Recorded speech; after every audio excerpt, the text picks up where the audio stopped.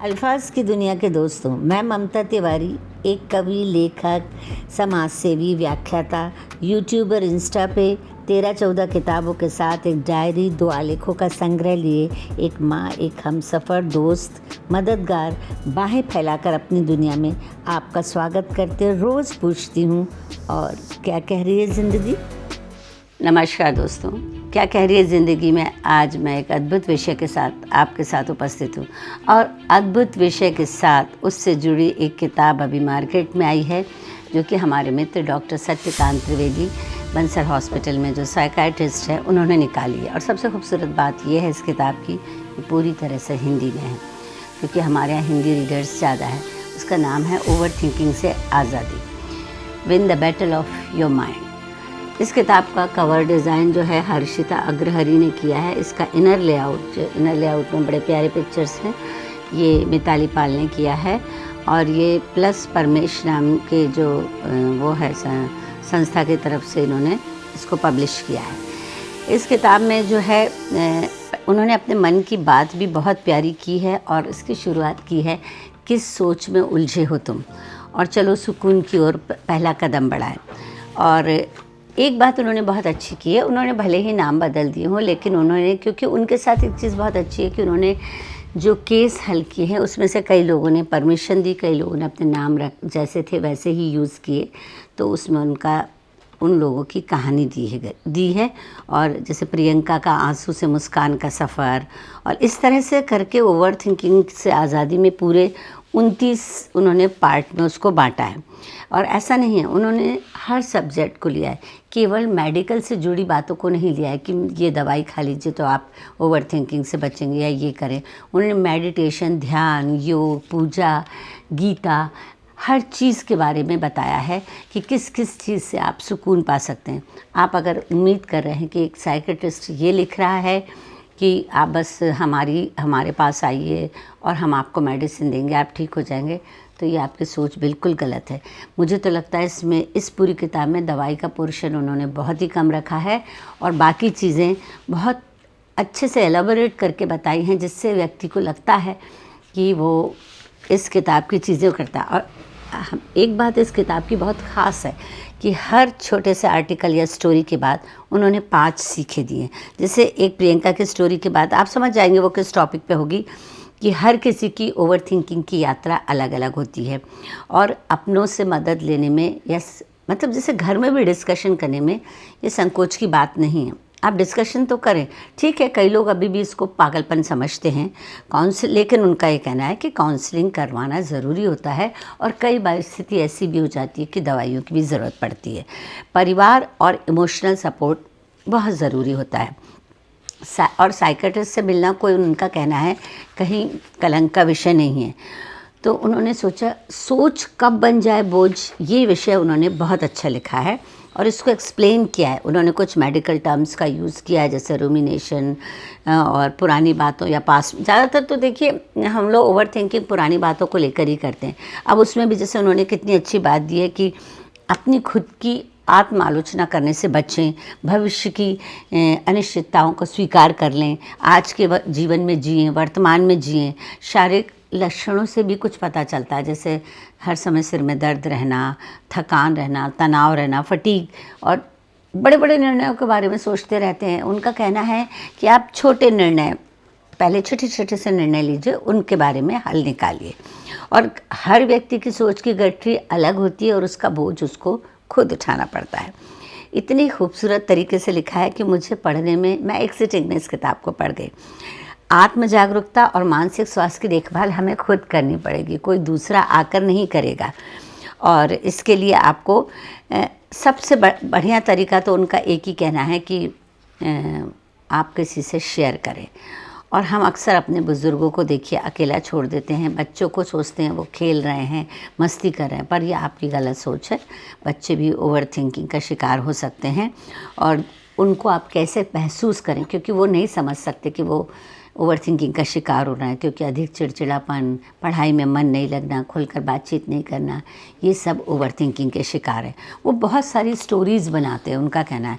और बुज़ुर्गों की अनकही कहानी में उन्होंने बहुत अच्छा एक लेडी का एग्जाम्पल दिया है, और उसमें उन्होंने फोकस किया है कि ओवर थिंकिंग जो उनकी होती है वो अकेलेपन के कारण होती है। बुज़ुर्ग केवल अतीत का हिस्सा नहीं है, वे हमारी संस्कृति और अनुपम अनमोल खजाना है जिनकी देखभाल की जिम्मेदारी हमारी है। बुज़ुर्गों के साथ हमेशा संवाद बनाए रखें। पेंशन और थोड़ा सा फाइनेंस जो है उनको मजबूत बनाता है, इसके कारण भी ओवर थिंकिंग वो नहीं करते हैं। परिवार समाज को उनके मानसिक और शारीरिक स्वास्थ्य दोनों पर ध्यान देना चाहिए। आपको नोटिस करना चाहिए कि कहाँ पर किस जगह पर वो उनके व्यवहार में बदलाव आया है और इस तरह से उनको थोड़ी सी मजबूती मिलेगी। अब एक चीज़ और आती है कि इंद्रधनुषी उलझने विचारों की, मतलब अलग अलग टाइप के विचार आते हैं। ये नहीं कि हर समय हम एक ही टॉपिक पर ओवर थिंक कर रहे हैं। स्वीकृति और सहानुभूति ओवर थिंकिंग करने में सहायक होती है। सामाजिक कलंक और भेदभाव मानसिक तनाव को बढ़ाते हैं। मानसिक स्वास्थ्य विशेषज्ञ से मदद लेना बदलाव का पहला कदम हो सकता है। लड़कियों से जुड़ी अपेक्षाएं बहुत ओवर थिंकिंग को जन्म देती हैं। लड़के क्या, लड़कियां क्या, आजकल तो लड़कों से भी जुड़ी समस्याएं जो है ओवर थिंकिंग को जन्म देती हैं, क्योंकि हम दोनों के साथ अलग अलग तरीके का व्यवहार करते हैं। वैसे तो समाज अगर दोनों के साथ एक सा व्यवहार करे तो बहुत ही अच्छा होगा। एक इन्होंने बहुत अच्छा टॉपिक लिया है, आईना और मैं, चलिए खुद से मिले। मतलब सबसे पहले ओवर थिंकिंग जब स्टार्ट होती है तो आपको अपने आप को आईने में रख के देखने में, समझने में खुद को आसानी रहती है ना। खुद को समझना कठिन भी है और आसान भी है। किसी विशेषज्ञ की मदद से आप आत्म मूल्यांकन का लाभ उठाएं और ओवर थिंकिंग के लिए बेस्ट है।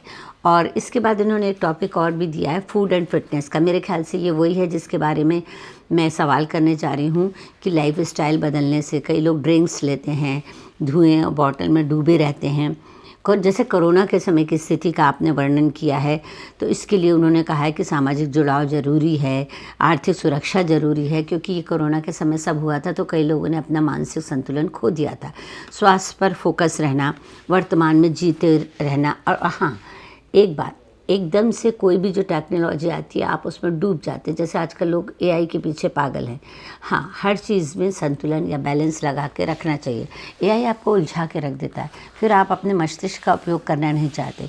और मनोविज्ञान कहता है कि आप पहले अपने मस्तिष्क का उपयोग करना सीखें, नहीं तो आप फिर वही है, आपने जिस चीज़ का काम करना बंद कर दिया, जिस चीज़ से काम लेना बंद कर दिया, वो मतलब डाउन हो जाता है। जैसे गूगल की दुनिया, हर बात में देखना, आपने देखा होगा कुछ लोग हर बात में गूगल उठाते हैं, अरे मैं भी बताता हूँ और ये बताता हूँ। आपने अपने दिमाग का इस्तेमाल किया क्या?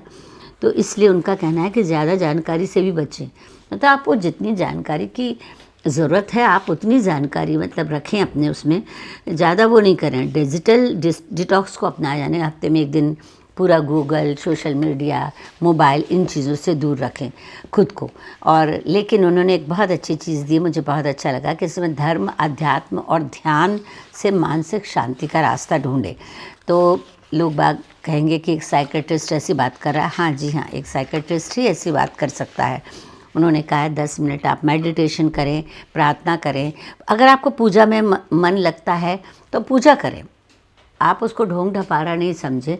जैसे लोग बाग दूसरों के लिए सोचते हैं, वो ध्यान का एक माध्यम है कि भगवान को सामने रख के अगर वो फोकस होकर ध्यान करते हैं तो उसमें हर्ज क्या है। और सर्वे भवन्तु सुखिनः को अपने जीवन में उतारे, ये तो आप सभी जानते हो कि सभी सुख रहें। मन के युद्ध को जो है इन्होंने गीता से जीतने को कहा है कि गीता पढ़ें, जिससे मन में जो बैटल चल रही है, युद्ध चल रहा है, वो काफ़ी कुछ संतुलित हो जाएगा। अपने कर्तव्यों का पालन करें। और कई बार अगर जो आप भगवान को मानते हैं तो आप अपनी काफ़ी सारी समस्याओं को ये कहकर बोलकर भगवान के सामने उनके चरणों में डाल दें, तो आपको कई बार ये सुकून मिलेगा कि अब भगवान देखेंगे जो होगा। तो ये अच्छी बात है कि उन्होंने सब विषयों को लिया है। लेकिन जब ओवर थिंकिंग से उनका कहना है कि जब जीवन प्रभावित होने लगे तो विशेषज्ञ से मिले। नींद की कमी और ध्यान केंद्रण, ये सबसे बड़ा कारण है। और सबसे बड़ा कारण क्या, मैं कहती हूँ ये कारण तो है ही, सबके में प्लस कर लो कि ओवर थिंकिंग से नींद की कमी हो जाती है, क्योंकि मुझे भी हुई है। लगातार चिंता और नकारात्मक सोच से मानसिक रोग हो सकता है। दवाइयों और थेरेपी से उनका कहना है इसको ठीक किया जा सकता है। और ये जो मिथक है कि दवाइयाँ नहीं खानी, ये बिल्कुल गलत है। शुरू में दवाइयों से थोड़ा सा प्रभाव होगा, लेकिन धैर्य बनाए रखें। ये दवाइयाँ आपके काम के लिए ही मनोवैज्ञानिक देता है। ऐसा नहीं है कि आपको ज़बरदस्ती दवाइयाँ दी जा रही हैं। व्यावहारिक कुछ तकनीकें भी अपना सकते हैं, जैसे मानसिक स्वास्थ्य विशेषज्ञ की मदद लें और अपने विचारों को ईमानदारी से स्वीकारें। क्या हर्ज है ये स्वीकार करने में कि हमारे को मानसिक प्रॉब्लम है। और प्रेरणा और उम्मीद की कहानी में ऐसा नहीं है। आप सोचते हैं सेलिब्रिटीज़ या जिनके पास आप हर चीज़ को की जड़ को पैसा और प्रसिद्धि से जोड़ते हैं, तो बहुत गलत है। पैसा और प्रसिद्धि भी मानसिक तनाव लाता है, ओवर थिंकिंग लाता है, जिसमें आपने एग्जाम्पल दिया है रोहित शर्मा का, क्रिकेट के मैदान से जो ओवर थिंकिंग में उन्होंने पॉडकास्ट पर खुलकर बात की है। दीपिका पादुकोण ने तो 2015 में सार्वजनिक रूप से डिप्रेशन की बात की थी और कितने कठिन उससे जुड़ी। और करण जौहर ने अपनी कथा जो है एन अनसुटेबल बॉय में एक्सप्रेस की है, शायद आपने देखी वो मूवी। अनुष्का शर्मा ने भी बताया कि उन्होंने कैसा कठिन समय बिताया है। योयो हनी सिंह तो काफ़ी समय बाइपोलर डिसऑर्डर और शराब की लत से परेशान रहे। रणदीप हुड्डा ने बताया कि सरबजीत का जो कैरेक्टर उन्होंने निभाया, आप क्या सोच रहे हैं, वो लोग इतनी आसानी से एक्टिंग कर लेते हैं। सरबजीत के कैरेक्टर में वो इतना डूब गए कि वो डिप्रेशन में चले गए थे। इलियाना डिक्रूज ने बॉडी डिस्मॉर्फिक डिसऑर्डर और डिप्रेशन से जूझने के बारे में बात की। ये भी एक उन लोगों के लिए विषय रहता है कि उनकी बॉडी, उनका सब चीज़ें, बॉडी शेमिंग की भी उनको चीज़ें झेलनी पड़ती। श्रद्धा कपूर ने अपनी एंजाइटी की समस्याओं को लेकर बात की कि उनको एंजाइटी रहती थी और उसका उन्होंने डटकर मुकाबला किया। विराट कोहली ने खराब परफॉर्म के दौरान लोगों ने उन पर एलिगेशन लगाया, तब उनको डिप्रेशन हुआ और इसके लिए उन्होंने खुल के बात की। परिणीति चोपड़ा ने भी बताया कि वो अपने कैरियर को लेकर अपने से अवसाद और मानसिक स्वास्थ्य के संघर्ष के बारे में उन्होंने बात की। तो उन्होंने सेलिब्रिटीज़ के लिए बताया कि किसी ऐसा नहीं सोचिए आप, मानसिक परेशानियां किसी के भी जीवन का हिस्सा हो सकती हैं। मानसिक स्वास्थ्य की समस्या के लिए आपको पेशेवर से बात करनी चाहिए। बात करने से सामाजिक कलंक दूर होता है। परिवार और प्रियजनों का हमेशा साथ होना चाहिए और स्वयं की देखभाल पर प्राथमिकता दें। और कहाँ से आपने गहरी सोच, लेकिन ये बात भी नहीं है कि आप अगर गहरी सोच में डूबे रहते हैं तो आप पतन की तरफ जा रहे हैं। आप या मतलब आपका मानसिक स्वास्थ्य ज़्यादा ही ख़राब हो रहा है। कई बार ये बहुत बड़ी बड़ी चीज़ें करता है, जैसे क्रिएटिविटी में बहुत सहायता करता है, लिखने पढ़ने में, बोलने में। ऐसे लोग बहुत अच्छा बोलते हैं, डीप थिंकिंग करते हैं। डीप थिंकिंग और ओवर थिंकिंग थोड़ा सा इसमें डिफरेंस है। डीप थिंकिंग से ज्ञान उपजता है और ये सारी बातें इस किताब में दी हैं। और उन्होंने कई चीज़ें, ओवर थिंकिंग जो है किसी भी प्रॉब्लम का हल खोजने का एक तरीका हो सकता है, नहीं ये नहीं है। ओवर थिंकिंग से नहीं होता है, आप नॉर्मल थिंकिंग से शुरू कीजिए। हाँ, आप डीप थिंकिंग कर सकते हैं, लेकिन डीप थिंकिंग में भी आप उसको ओवर थिंकिंग में ना बदलें। तो इस तरह से इस किताब, ओवर थिंकिंग को ऐसे सोचने का ज़्यादा नहीं होना समझना चाहिए, इसे आसानी से रोका जा सकता है। इसके लिए डरने की भी आवश्यकता नहीं है। ये किताब ये बात समझाती है और डॉक्टर सत्यकांत त्रिवेदी ने ये बात बहुत अच्छे से समझाई। मैं उनका शुक्रिया अदा करना चाहती हूँ।